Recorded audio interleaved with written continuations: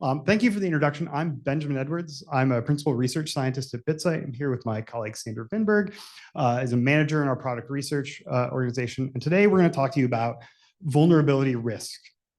And in particular, we're going to talk about kind of expanding our idea of what vulnerability risk is. So you may recognize the quote. This is, of course, a play on the FDR quote, "We have nothing to fear but fear itself." And in the same way, we want to expand the idea of risk in a way that says, to give us a new vision forward for risk, a new progressive vision forward for risk. And the only thing that we have to risk is our preconceived notions, right? That's the only thing we're going to lose. So let's talk about this. Here is a question that I'm going to kick off with, and I'm going to see some eyes roll or some chuckles. But the idea is, like, what exactly is risk? And since we're at VulnCon, we're going to actually talk about what is vulnerability risk, right? So let's specify a little bit. If you'll forgive my crudeness, here is a meme, which is, of course, how we all communicate these days with the internet. And this represents my journey as a vulnerability risk person. We start out and I was like, you know what? Risk is just loss times probability. That's all we need. And then as I learned more about the field, I got to the point of like, no, we have all these frameworks. We have to organize the information correctly. We have to get these measurements correct. We have to be very precise about it. And as I've matured, I've learned that like everything is relative, and that it is really probability of risk or possibility of risk, but that is complicated, but that's what it boils down to. And so that's what we should measure in the end. And of course, I've won this argument by drawing the picture this way. That's how these work. So let's give a definition of vulnerability risk. It is the possibility of a loss due to the presence of a vulnerability on an asset that someone cares about. So I'm using the word asset here deliberately. It's anything like a device, a web page, a service, anything that is possibly in the digital world that can have a software vulnerability on it and that someone cares about. This could be monetary loss, this could be service disruption, but some kind of loss. We're going to define these very generically. I'm going to make one last edit here, and I'm going to talk about, instead of possibility, we're going to talk about probability of loss, because I am, of course, a data scientist, and I live in models, and I want to be slightly more precise in that definition, and we're going to talk about probability of loss. So we've done all this introduction to say, how can we measure it? And this is what we really want to talk about today, is all the ways that we can measure vulnerability risk using this definition. So with that, I'm going to hand it off to Sandra, who's going to talk about how we think we measure those things. All right, so Ben's kind of got us started here, and now what we're trying to do, right, is we're trying to move from these abstract concepts down into something that we can actually measure, right? So let's decompose probability and loss a little bit. I realize it's a little elementary, forgive me, we're getting somewhere, right? But so we're talking about probability here. We're talking about the probability that a vulnerability is exploited by an attacker at an organization, right? Pretty basic.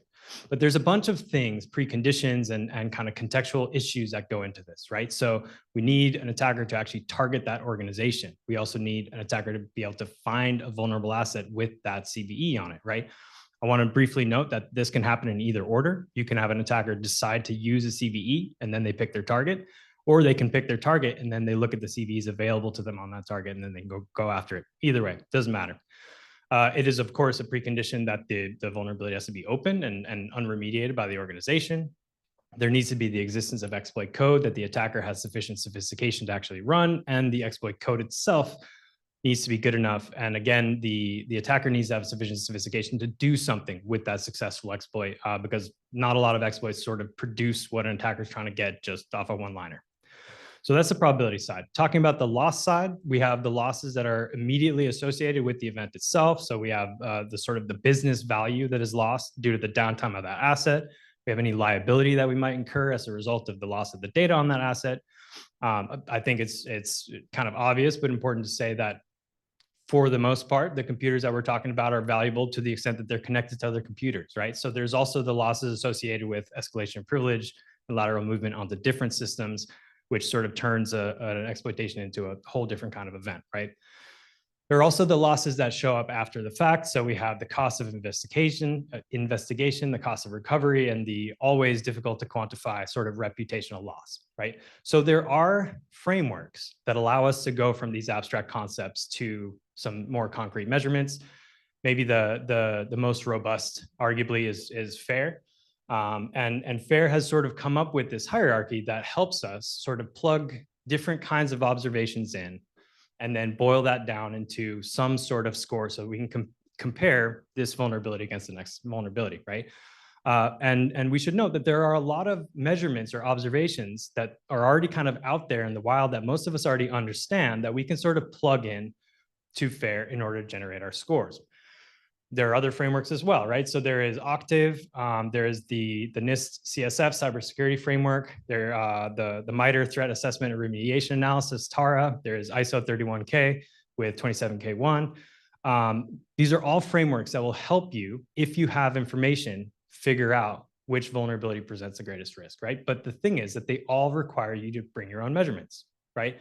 These are essentially organizational frameworks, decision-making guidance frameworks, and they need us to tell them what we know on a ground truth level about vulns, right? So at this point, I kind of want to pause on the risk concept, and I want to show you guys a quote. This is actually a quote that popped up. This was a discussion between me and some of my mentors, and this came from a guy who literally is the reason I'm in this field. It's the reason I'm in front of you guys. He said this a couple months ago, and he said, "There's so much noise around CVSS versus EPSS versus some rando formula. So risk score goes up, risk score goes down on a particular vulnerability. These are how many angels can dance on the head of a pin style debates. Vulnerabilities are only meaningful in context, and low, medium, high, who cares? I've seen pen testers and attacks stitch a bunch of low vulnerabilities together and pop a box." So that's what my mentor said. And it obviously stuck in my mind because I saved that and I thought I'm gonna use that someday. So first thing I should say is I do not agree with everything in this statement. The first thing is I think it's a little dangerous to take an anecdotal observation of a couple attacks or a penetration test and say, well, I think that this is a framework for assessing risk, right? But I think the most important thing here is this emphasis on context. And I think that this kind of speaks to a growing divide within our community between people who think that it's fruitful to collect large-scale data and model vulnerabilities based on that large-scale data, and people who believe that vulnerability management really depends on veteran experts that are looking at every single instance of a vulnerability on an asset and kind of providing that context on almost like an ethnographic level, right? So I want to kind of position these two poles in terms of how we think about vulnerability risk. Because the thesis, our entire claim, the reason we're here is that we believe that we can actually bridge this gap and we can achieve the context necessary for better risk management at scale through the expansion and the refinement of measurements about vulnerabilities. That's why we're here. So with that 16-slide introduction, this is what we're going to talk about today. We are going to briefly go over a few current methods for assessing vulnerability risk. And then we're going to talk about these new measurements that we think have some value. We're going to talk about measurements, local measurements, meaning measurements about vulnerabilities within an organization. We're also going to talk about measurements in the entire global CV footprint and try to assess what can we learn about an individual organization's risk based on measuring the entire system. And then we'll try to pull this together and give you guys some useful advice so it's not just a couple of nerds on stage showing you guys a bunch of plots. Ben's going to talk a little bit about some of the current methods for assessing vulnerability risk before we get into the measurements. Thank you. So when we're talking about vulnerability risk, I think it's worthwhile to start at the beginning. And I'm going to say something slightly controversial in this next slide, and that is CVSS is good, actually. I think it's become somewhat popular among the vulnerability community to say this is an antiquated measure, it's often wrong, and it doesn't give us a good idea of how bad a vulnerability is. So, of course, CVSS is a measure of what they call technical severity. And in fact, the CVSS SIG has said repeatedly, this is not a measure of risk. I'm going to disagree here in a second, but rather it is like a measure of like how worried we should be about a vuln, how technically hard it is to exploit. I think it's good because it requires very little information to actually score something with this framework, right? So before publication time, with a little information about a description, you can usually get out the base vector and get these measures. And I will argue that these are the measures in CVSSv4, I'm sure everybody's familiar with, that a lot of these are incredibly useful. So if an attacker can get through a network versus they have to physically be at the device, that's a measure of how likely an attacker is going to be able to get to that device. If the access complexity is high, maybe a race condition needs to be fulfilled to do it. That's a measure of like how likely this is going to be exploited on a box, right? So all of these things I think are good measures of, at a very first order, at a very rough order, risk. So speaking of risk, or speaking of rough, the measures themselves are. In fact, there are 2 or 3 or 4 levels for most of these metrics. There's a lot of documentation, but at the end, we get to a really subjective measure for these. And the score compresses things, right? So CVSSv4 can expand into something like 6,000 vectors, but we have 100 scores. And I think this is often the cause of the rancor, is because folks are like, oh, that's not a critical severity. That's not a 10. It's like at most an 8. But really, the value is in these metrics. So I'm a data scientist, so let's do a little bit of visualization. If we look at the impact score, this is just kind of demonstrating the bias towards more severe vulnerabilities. About 2/3 of the vulnerabilities that we currently have CIA for are high, confidential, integrity, availability, high. If we look at the CVSSv4 for the exploitability vector, about a quarter of them are actually this like network accessible, low complexity, privileges and required none, user interaction none. So these are this high severity vulnerabilities. So rather than just claim this is a measure of risk, I'm going to try to put my money where my mouth is a little bit. And say that if this is a measure of technical severity, it's a measure of the likelihood that a vulnerability is going to have an exploit developed, then we should see signal there. We should be able to take the CVSS vector and ask if there's going to be exploit code available soon. Because if a vulnerability has physical access requirements, then it's going to be harder for an attacker to have that physical device to test out their exploit, right? So I did this. I am a data scientist, so I built a model. It's using a gradient boosted tree. And I just asked, is the CVSSv4 vector, can that predict proof of concept code exploitation?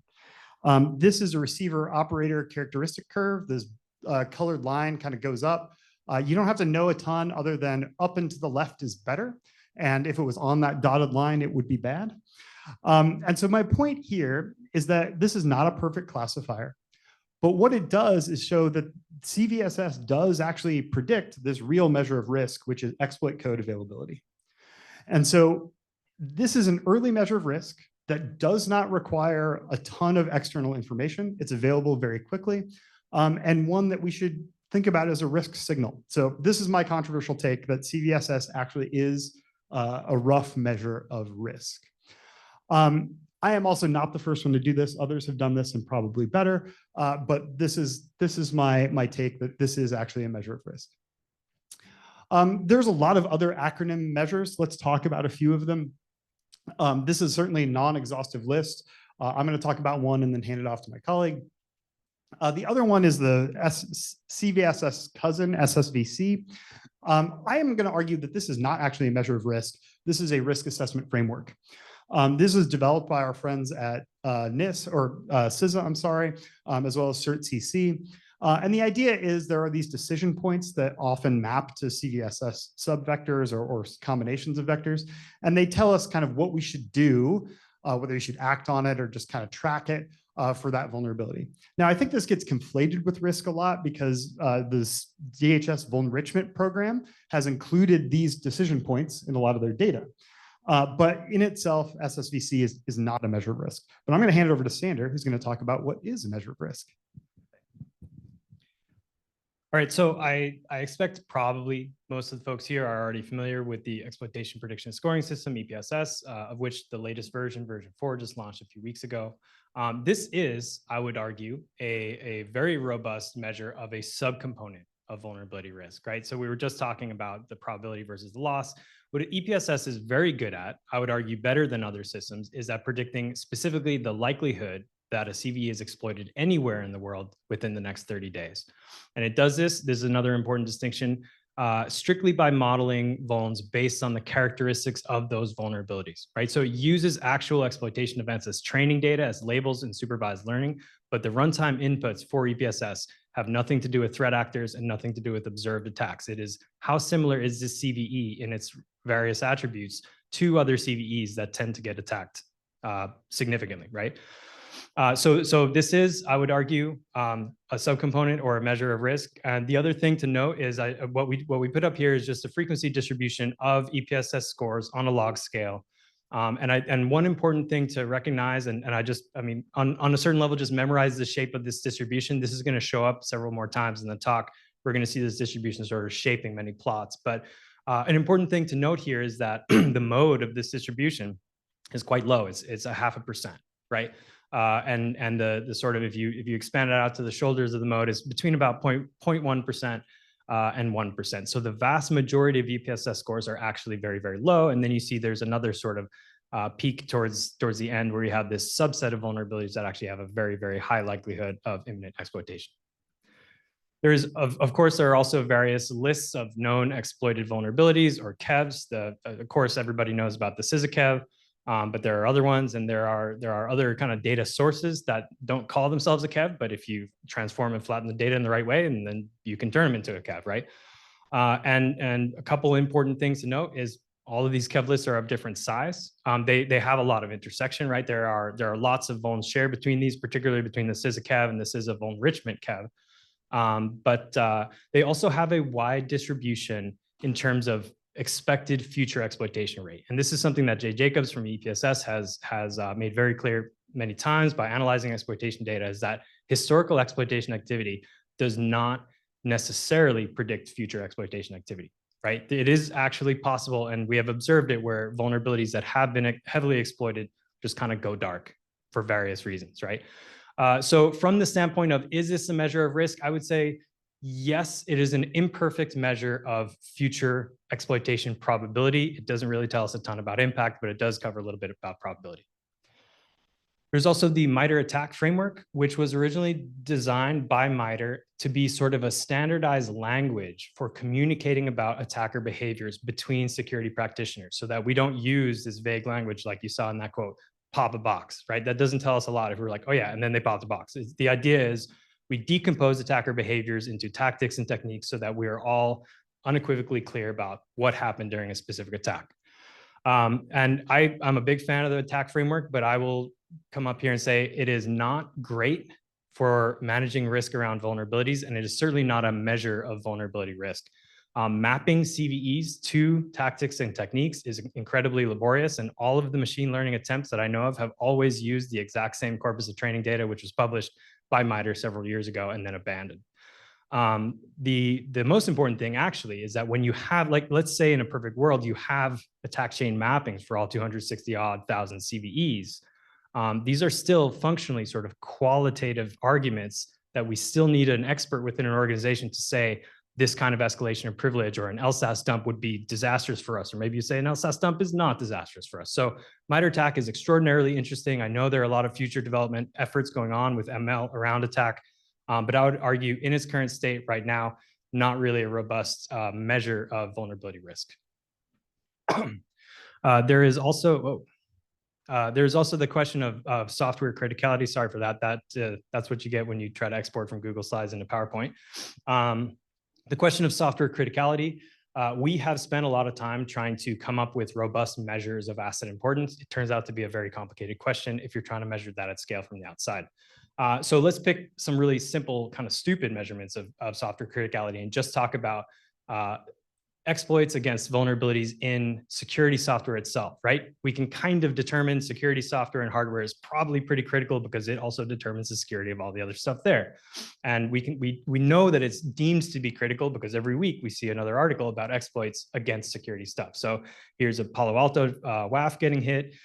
Here's attackers going after an F5 big IP. Here is CISA warning about exploitation against Fortinet, the FortiOS, which is in a bunch of SSL VPNs as well as I think a WAF, and then SonicWall's SSL VPN getting hit, right? So how good is this at assessing vulnerability risk? Well, it tells us a lot about loss and the impact of a loss, right? It doesn't, and it tells us a little bit about likelihood of exploitation, but I would also argue based on what I've seen, and I was actually working at F5 when we dropped a couple of big or significant big IP vulns, it is an imperfect predictor. And I would say we would have to get a lot more resolution into the signal before we start using this actually sort vulns and prioritize vulnerabilities for remediation. Okay, so what else can we do, right? So that's everything we know about current measures. What else can we do? So first, like I said, we're going to look at organizational measures. So measures about vulnerabilities within a certain organization's footprint, right? And so we're going to look at vulnerability prevalence. We're going to look at remediation time, attacker sophistication, in terms of what kinds of threat actors are going after your environment, as well as loss types, of which the simplest one to model is CVEs associated with ransomware. And then we want to broaden that, apply all 4 of those organizational measures to the entire global CVE footprint, see what that tells us. And then also look at proliferation across different software packages, vulnerability concentration, and critical supply chain providers. So quick note on our measurement data and kind of where this all comes from. We have a couple public data sources in this presentation. We have the CV list and provided data from MITRE. We have some data from the VulnCheck CAV, we have the CISA and EPSS, which is public. And in terms of private data, we have a ton of data from Bitsight's own internet scanning platform, which is called Groma. You can sort of think of Groma as roughly parallel to Shodan. We kind of have our own version of Shodan. It's technically different in terms of architecture, has a little bit more coverage in some respects, a little bit less coverage in some other respects. If you'd like to know more about Groma, there is a blog article that talks about how it works a little bit under the hood. If you just search Bitsight Groma, you'll find it. It's from last June. But in a nutshell, what Groma provides us data about is more than 40 million organizations, 2.7 billion host names, 4.9 billion routable IP addresses, which is the entire IPv4 space, plus 600 million IPv6 addresses. And there's a kind of a note. This is something I've been sort of really kind of belaboring this point within Bitsight, which is that there's a lot of discussion these days about reachability analysis in the context of vulnerabilities, and that the reachability analysis should factor into our prioritization of it, because if you can reach it, so can an attacker, right?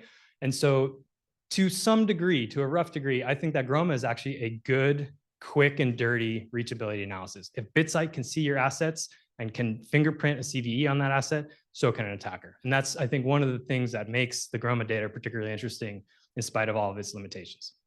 We also have a little bit of data from cybersecurity, who are recently new colleagues at Bitsight. This is cyber threat intelligence based on observations on the deep web and dark web. And we also have a little bit of data, excuse me, from the empirical security global model. This is a sort of transformed version of the same training data that goes into EPSS, which we are licensing from empirical security. Empirical security will also license that data to you. So if you are interested and you say, I would like to see that training data, then go talk to Jay Jacobs or some of his colleagues around here.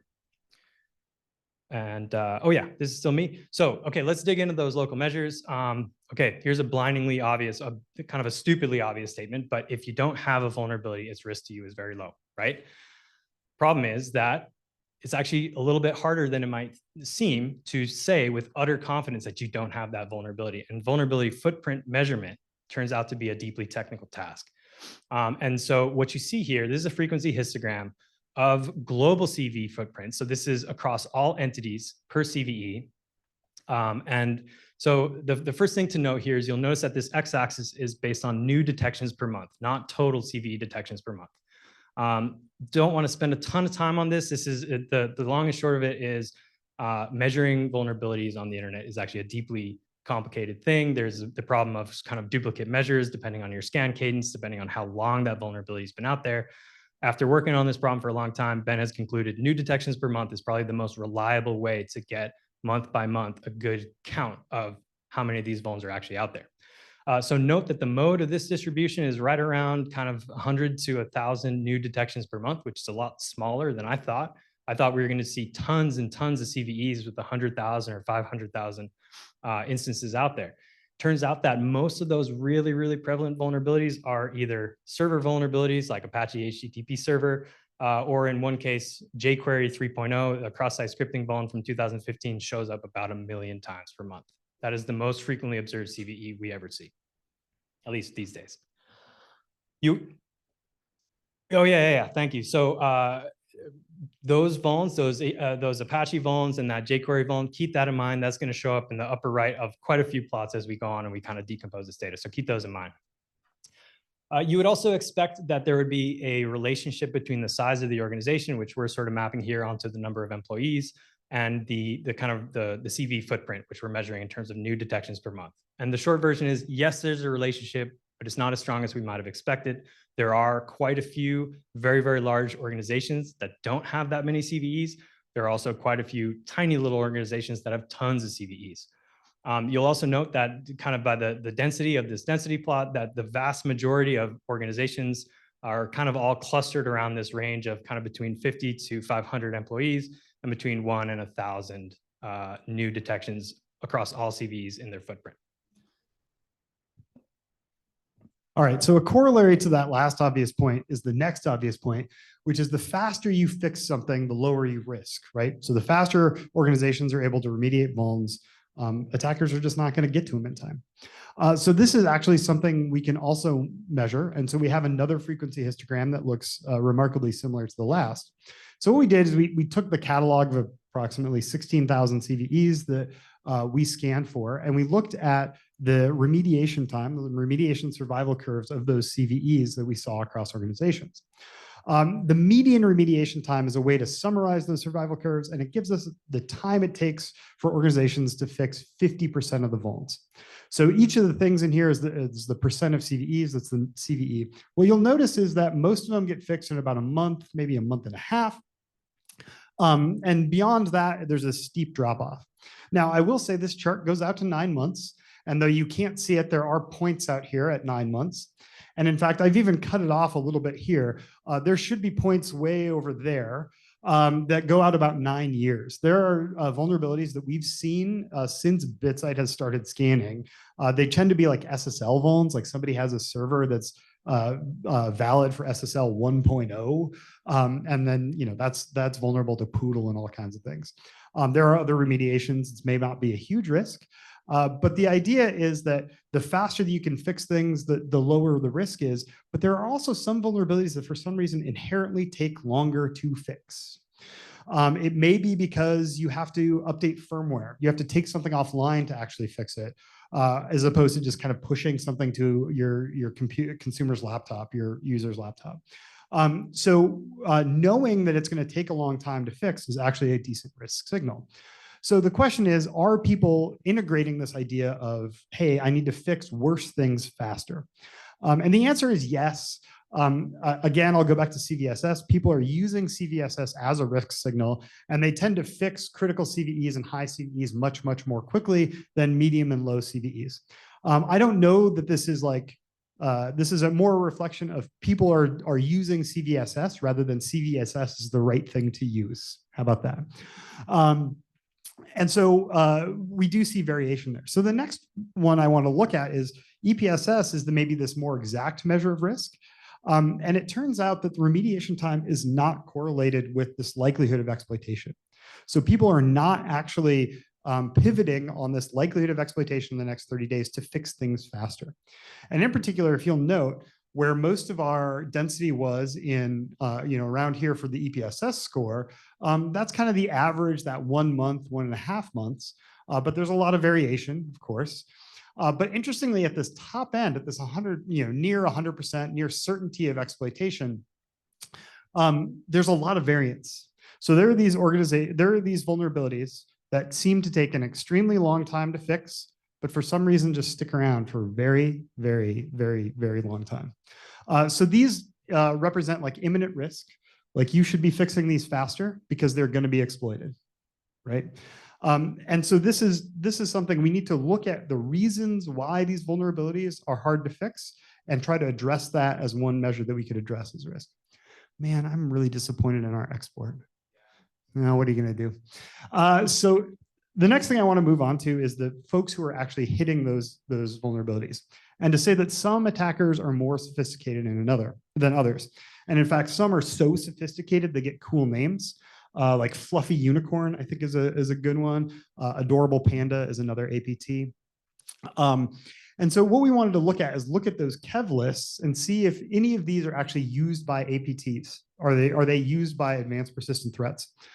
So if you remember that circle plot from last time, we actually broke down those CVEs by which ones we have threat intelligence on that says an APT is actually using this in their exploitation attempts, in their rootkits, things like that. And the thing that's interesting to me is there seems to be a low subset of vulnerabilities that is actually used by APTs. And they make up kind of a constant number, but like an increasingly low fraction of these Kev lists. And so essentially some and then ours at the end, this like dark web cyber 6 skills, dark web exploitation, it is the highest percentage because, well, that's where the data is derived, right? We're already looking at those APTs. So it's no wonder that a high percentage of them are. So this says, even if you're using these Kev lists to kind of prioritize and say, these are the ones I got to worry about, you can refine even better. And maybe you want to prioritize ones where the attacker has slightly more sophistication than just kind of a commodity scanner. We also wanted to look at, are these attackers focusing on things that already have wide exploitation? So what this is we have information about each attacker's country of origin, or region of origin, rather. And what this shows is the distribution of EPSS scores for the CVEs that attackers in that region use. The blue lines here are that reference distribution that Sander showed earlier. I forgot your name for a second, man. That reference distribution of EPSS. So there's a couple of interesting things here. First of all, almost all for any region, we see this spike at 100 at near the high EPSS level. So these are focused on vulnerabilities that we know are exploited in the wild. EPSS is actually kind of catching these ones. But in the sense, there's a lot of also vulnerabilities that are down at this lower level. So like APTs are claiming to use these CVEs, or at least talk about them, or talk about using them, but they have low probability of exploitation. So this is saying that even though an EPSS score is low, there may be a sophisticated attacker who's willing to use it.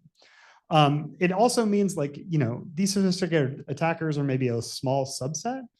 So maybe that also reduces the probability, but this is, again, all that context that we need to consider when looking at these things. The other thing I think is interesting, so other actors, this is kind of includes cybercrime. I noticed that is like almost the one that's closest to the actual distribution. Russian threat actors tend to be kind of cybercrimey too, and so they're close to the actual overall distribution of CVEs, which I think is interesting. Meanwhile, our friends in the Middle East and our NATO allies tend to focus on these ones that have high exploitation. They don't use the commodity ones as much.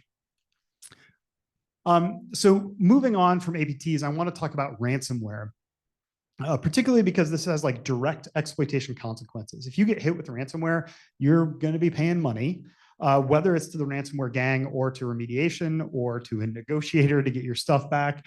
And so I think this is like an immediate loss. So I recreated the chart before to say that, again, these Kev lists provide us like partial views into what's actually being exploited by ransomware, but not the entire view. So again, if you have a Kev list, maybe you want to prioritize stuff that's used in ransomware. Maybe you want to prioritize stuff that's used by APTs. All these things give context to what that risk is. Another thing is we can talk about organization size and how that scales with those types of kind of CVE consequences we see. So what I've done here is I've taken the number of employees in an organization and binned it up into a log scale here. And we looked at their footprint and the likelihood that they have a CVE that's exploited in the wild, that's like hits one of those Kev lists, percent of orgs that have a CVE that's been used in ransomware, and one that has an APT exploit. And they kind of go down in severity here.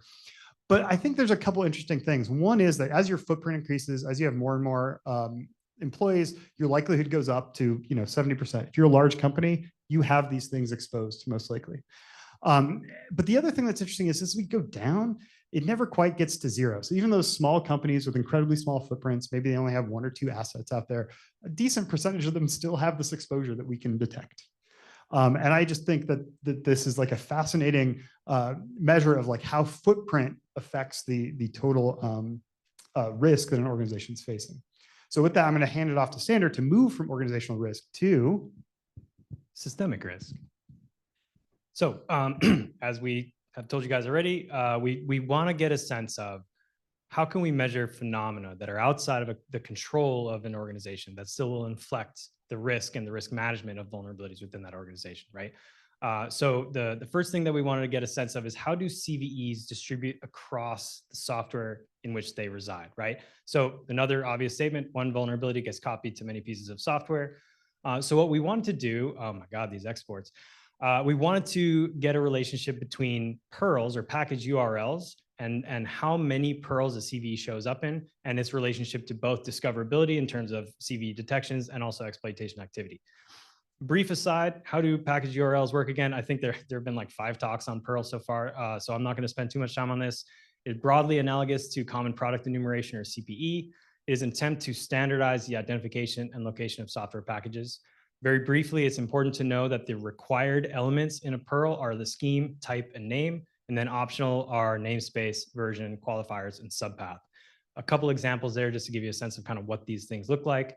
And then just briefly to note that the relationship of CVEs to Perls is many to many most of the time, in the sense that one CVE is likely to show up in multiple Perls. Just essentially, by the time you've versioned your software into 2 different versions, you've probably got 2 Perls associated with the CVE, assuming the CVE is in there. But also in the reverse, right? So a Perl, a package, a piece of software is likely to contain multiple CVEs within it. So to give you a sense of kind of how CVEs distribute among Perls, what you see here is a sort of a selection of the Perls within our data. The way that we selected this actually was we took for every unique namespace, and no, it was type and namespace. Yeah. We took the Perl with the largest, right? So kind of within each node in this hierarchy of software, we took the Perl with the largest number of CVEs. So what you see here at the top, for instance, Debian, I hope you guys can read that.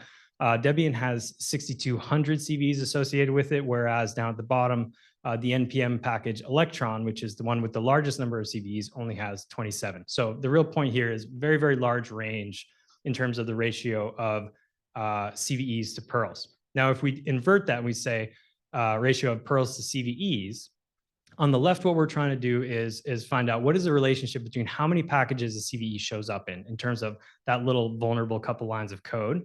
What is the relationship between its distribution in unique packages and new CV detections per month?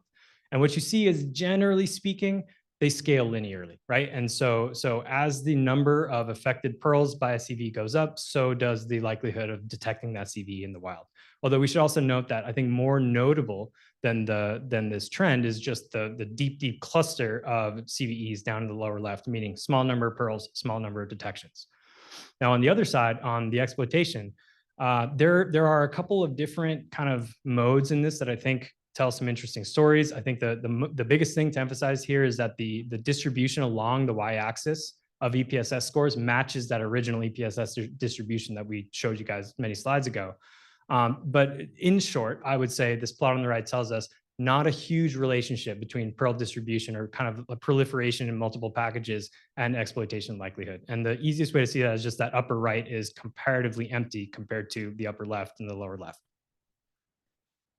Oh, that's you. So talking about the fact that CVEs are sometimes present more in other kind of software distributions than others got us thinking about inequality in general. And in particular, we have this scanning data that tells us how vulnerabilities are distributed across organizations. And one thing that we wanted to examine was how unequally are CVEs spread across organizations. Now, thankfully, economists have been studying inequality for a long time, and there's this convenient measure called the Gini coefficient that tells us how unequal things are. So I'm going to tell you a little bit about the Gini coefficient by giving an example here of how to calculate it. So the way that it works is you take a resource, you count how many of that resource each organization or person has, you order that list from highest to lowest, and then you kind of make this plot. And you start down here in the lower left and you say the percent of organizations or individuals goes across this way, and the percent of all the detections we have goes up this way. And so if we look at this 2022 CVE, what we find is that there is about 3 organizations that account for 80% of the detections that we find of that CVE. This is a Grafana CVE, a cross-site request forgery vulnerability. And what this is these are cloud providers who are providing Grafana, and their image that they're providing is vulnerable. And so if that organization were to fix their Grafana instance or their Grafana image that they're allowing to put out, that would mean they would fix 80% of the vulns. We'd have a lot less dissections. Now, compare that to something like this Exchange vulnerability, where it's just about even. So if you run Microsoft Exchange on-prem, you probably only have one of them. right? So it's going to be evenly distributed across all organizations, and we have a low Gini coefficient. So let's look at the distribution of that Gini coefficient across all the CVEs that we have. The interesting thing here is we have two modes. We have one around 0.3 and one around 0.7. So these are the ones, the 0.3 ones are the ones that are spread out very evenly or relatively evenly, while the 0.7 ones are the ones that are really concentrated within a single organization. Now, this has these are not good or bad. There's different consequences. On one hand, low Gini vulnerabilities, this is going to take potentially longer to fix, and we're going to actually look at that in a second, because each individual org has to act individually to do the remediation. Where the high Gini coefficient ones, one org can have a huge effect, right? So they can fix a lot of things fast if they update software or distribution. This is also, but kind of relatively bad for the organization holding those. So if an attacker is looking to exploit that Grafana vulnerability, there's like a 90% chance they're going to land on one of 3 or 4 organizations, right? So if you're the one holding all the raffle tickets, the exploitation raffle tickets, you're the one whose ticket's going to get punched when an attacker goes for it. So if you have the high concentration of vulnerabilities, you're more likely to get exploited than if it's really diverse and really spread out. So in fact, we can test that. What we see here is the Gini coefficient across the horizontal versus that median survival time that I showed earlier.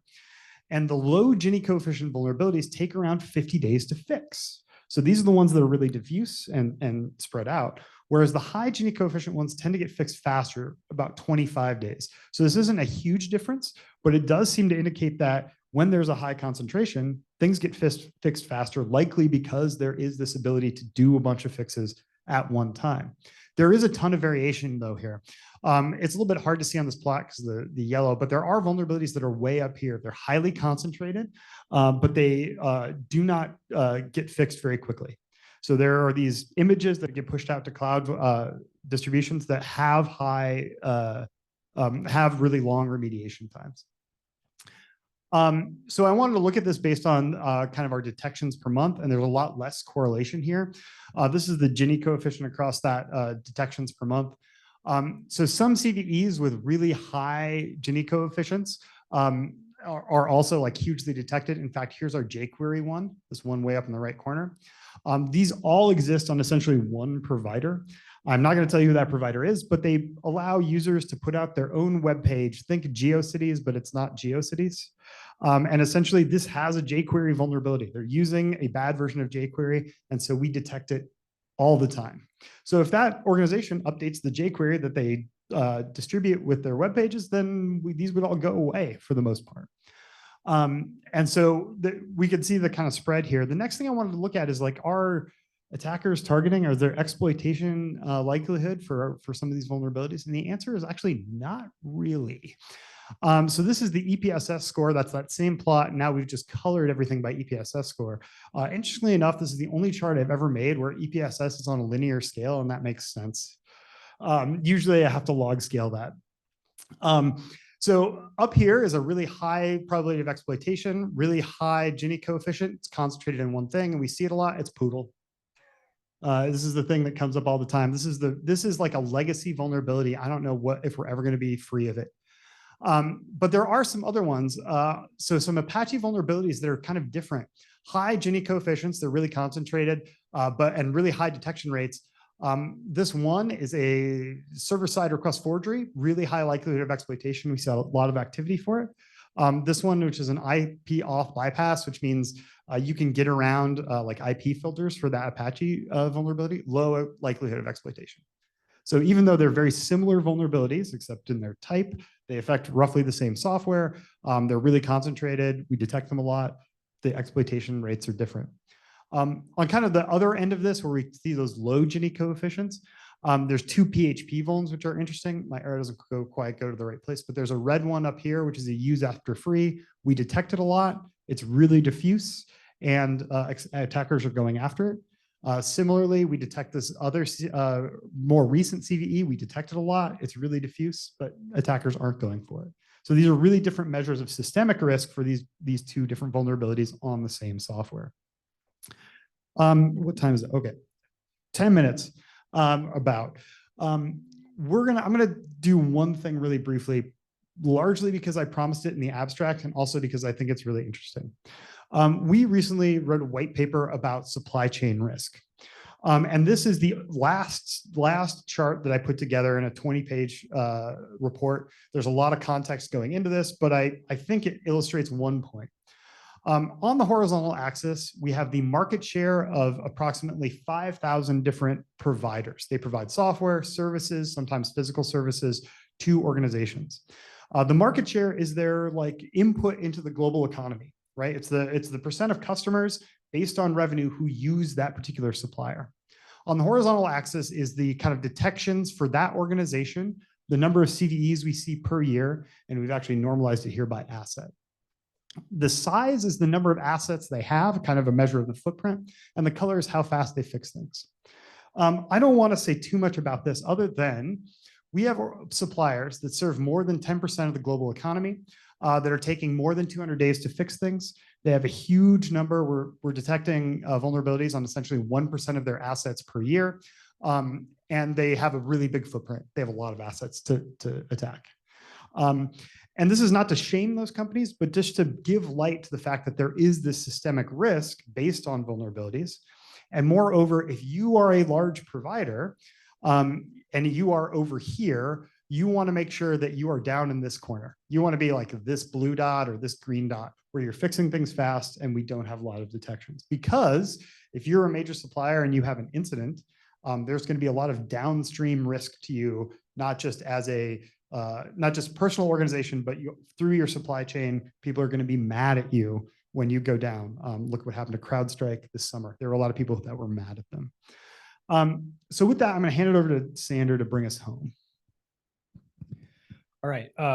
So now what, right? I want to come back to this concept that we were just talking about context for vulnerability risk, right?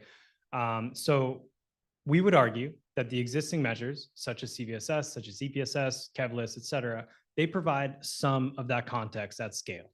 But any of these measurements, when viewed in a vacuum, can mislead you, can cause you to misprioritize vulnerabilities, right? To put a finer point on that, when we talk about risk, we're talking about probability and loss, right?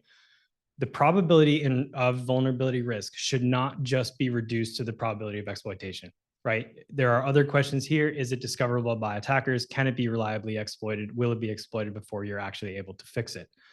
Low probability vulnerabilities do not necessarily mean low risk, right? This is that whole sort of the risk matrix from the early days of risk management. So high attacker sophistication can make a low likelihood vulnerability into a very, very big problem for your organization.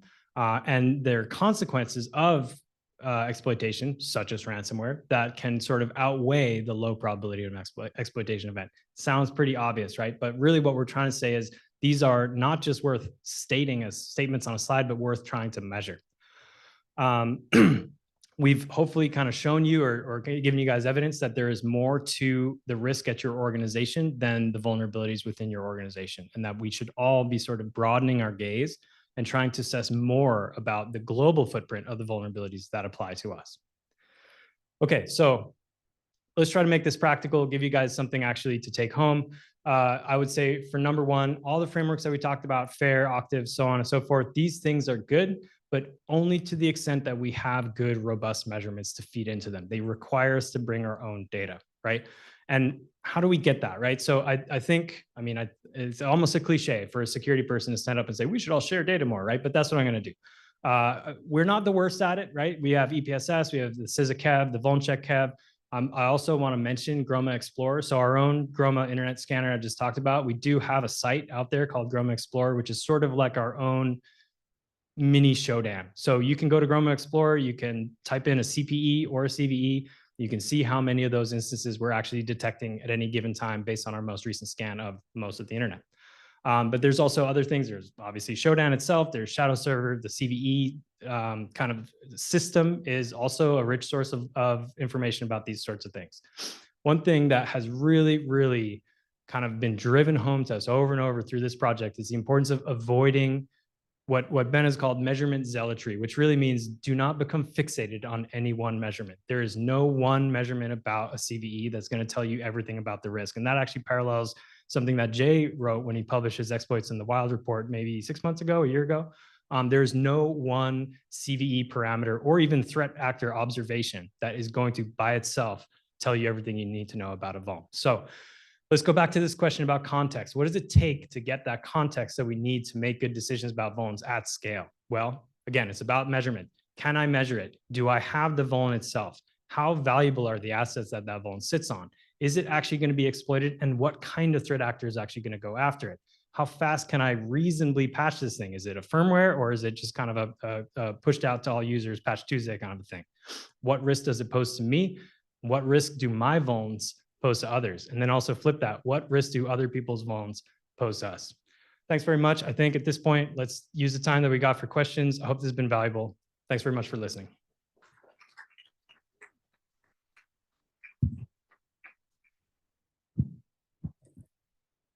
All right, any questions? I know Jay has a comment.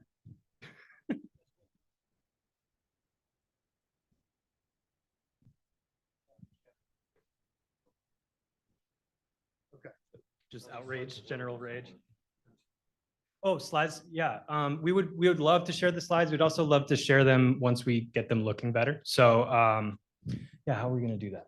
I think they get posted on the website. Great. Yeah. So we will clean up that crap deck and make sure it's available to you guys. We're not going to sort of hoard those plots. If you want to use them, we'd be overjoyed actually if you shared the deck with other people. So quick question. You mentioned that there are some vulnerabilities that are only present in like one organization. They keep surfacing in your scans. Did you conduct the same analysis when trying to clean those kind of outliers out of the data and like, let's say, defining a range? Okay, only if a CV is present in more than X% of organization, we'll take that into account and doing the same analysis.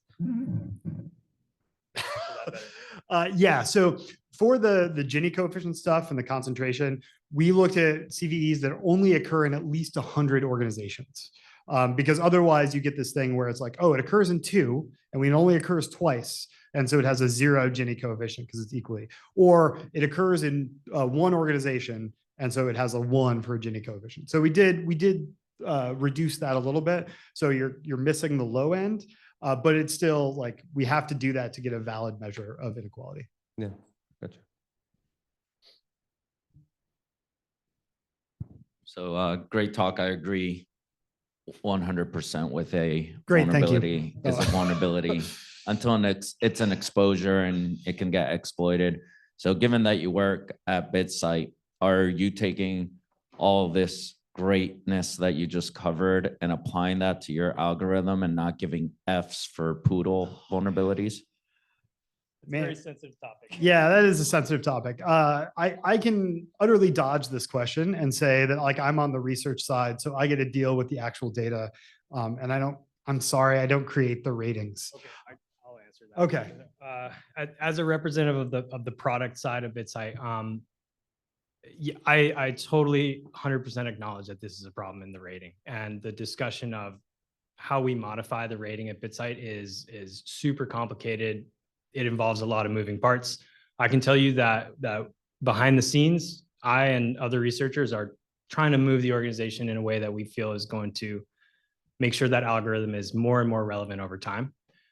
But it's a bit of a slow ship to turn. So I totally hear you. We're working on it. I know it's not going as fast as anybody wants, but like we know that this is a big problem and we're not underselling it internally. I appreciate you manning up to that one because, you know, you say one thing here and then obviously yeah, we get the reports that say the complete opposite. Yeah, I also see some of those customer escalations too. So I see the full circle and it's something we're working on.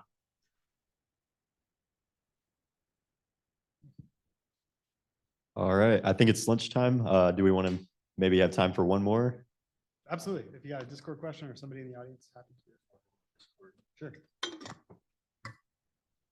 All right, the question is, how do you factor in the thousands of vulnerabilities that are publicly disclosed every year that do not receive a CVE ID?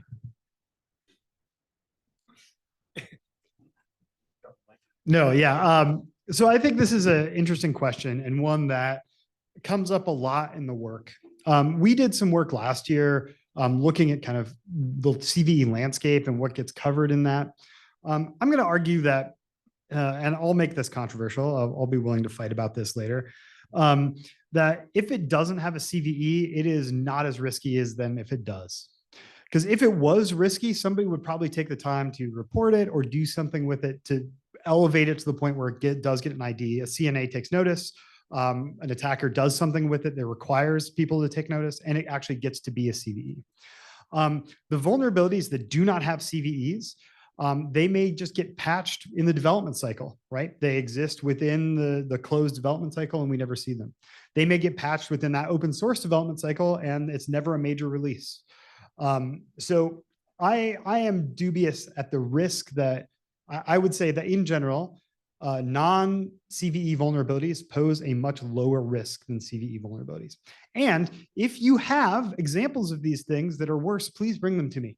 Tell me about a CVE that's being or tell me about a vulnerability that's being exploited in the wild on like widely spread software that doesn't have a CVE ID. Come talk to me about it.